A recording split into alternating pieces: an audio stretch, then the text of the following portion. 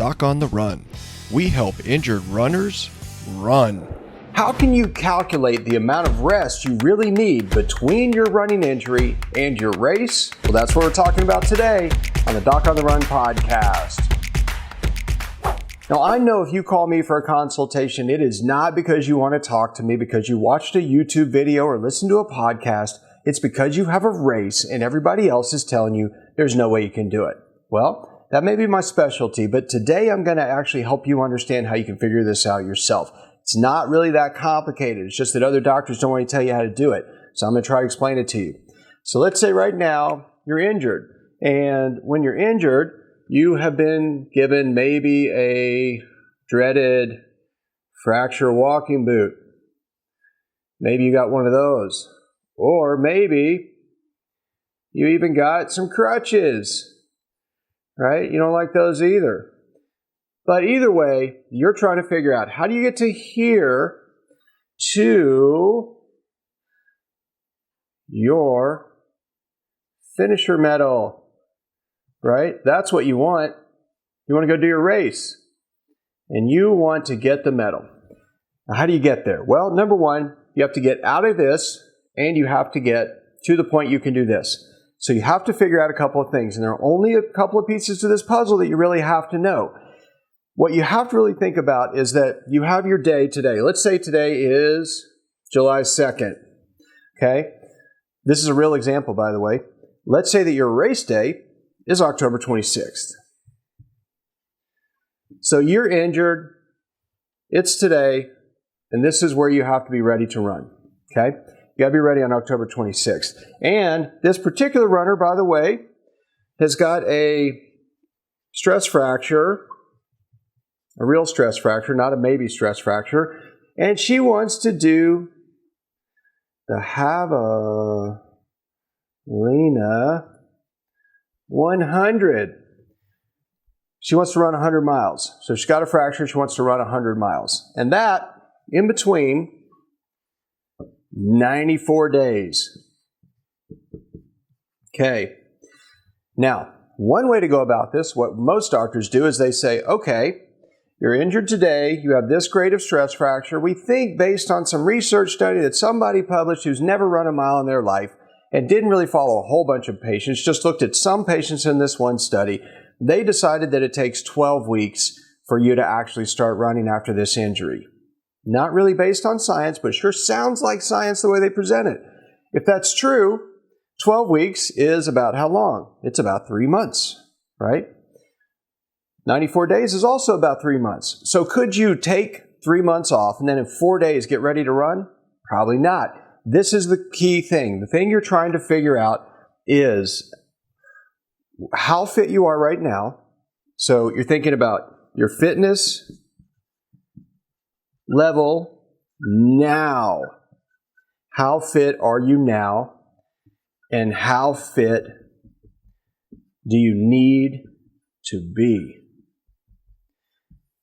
Okay, now, if you're doing the Javelina 100 to try to qualify for Western States 100, this is going to be a long shot no matter how you cut it. If you have a marathon that's 94 days away and you're trying to qualify for Boston and you're not very fit, it's going to be very difficult to do that. But that's the piece you have to figure out. So what you're doing is you're trying to figure out how much fitness do you have today? And then the next question I always ask is, are you willing to survive the event instead of thrive and enjoy and have fun in the event?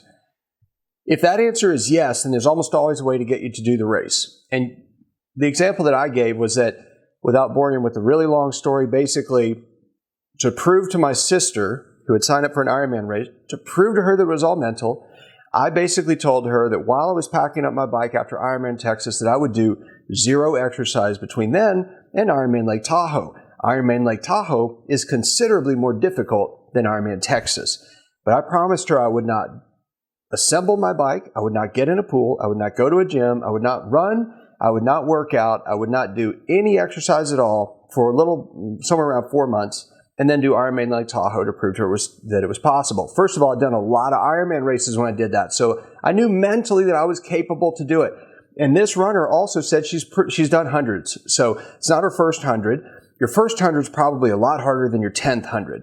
Just like my 15th Ironman, I did that with pneumonia, and it was the World Championships. But I knew I could finish because I'd done 14 Ironman races. So I knew for sure I could do it even if I had pneumonia. Well, I didn't know for sure, but I thought probably for sure. But I also knew, even if I didn't exercise for months, I could go do an Ironman race. And although it would be incredibly painful, which it was, I could still do it. So that's the thing you're asking yourself, is that are you really capable of doing this event on this day? If you are capable, in theory, of doing it with the fitness you have today, your only task is to hold on to a bit of fitness. You don't have to build a huge amount of fitness. Now, if you've been off for a year, no way you're going to do this. It's a bad idea. You're just going to get a different injury. So you have to think how much you really need to prepare and the number of weeks that you have to prepare. Now, let's say that your hard stop, the thing that you've really decided is that you have got to have, you don't have to have 90 days, but let's say you have to have 60 days. If you really need 60 days of preparation from when you're kind of healed to race day, well, then what you really need to do is realize that you have 34 days to try to recover as much as possible. Now, if you only have 34 days, would you just walk around on it and see if it gets better in a month? No, you'd probably do things that are a lot more aggressive to try to get it to improve a whole lot faster. So basically, how much fitness do you have today? Are you willing to just finish the race, or do you really have to perform at the race? How much time do you need to prepare in weeks or days or whatever? In this case, we made up 60 days. And then you have to figure out how you can be more aggressive. So you got to talk to your doctor. You got to talk to somebody that understands running injuries. You have to figure out and think about all the things you can do that are going to actually speed up the process of letting that tissue heal. And there are always things you're missing. If you're not thinking about it, you're not going to get it. And if you're not making your doctor think about it, she's not going to get it either. So that's what you've got to think about. But these are the only pieces. It's not that complicated. So as soon as you know that you've got 60 days and then you can still train enough in the 2 months left to sort of feel like you're prepared and you're not going to get injured, that gives you 34 to really figure out where you are and figure out if it's actually healed enough. And then, of course, this is your breaking point. So if you do 34 days of really aggressive treatment and then it doesn't feel good, well, then your race is out because you know you can't do it because you already decided you need 60 days. So that way, at least you can cancel way in advance, maybe get your hotel and stuff, defer your entry, whatever. But you have to be thoughtful about this. You've got to figure out your goal first and foremost. You have to figure out what you can do to speed it up as much as possible. And if you do those things, you have a much better chance of making it through that event in one piece. Now, if you have a question like this and you want to send it to me, you can send it to me through the Injured Runners Aid Station. You can check that out at docontherun.com/aid station. If you like this video, if you know somebody needs to hear it, you like this episode, please share it. Please subscribe, and I'll see you in the next training. Doc on the Run. We help injured runners run.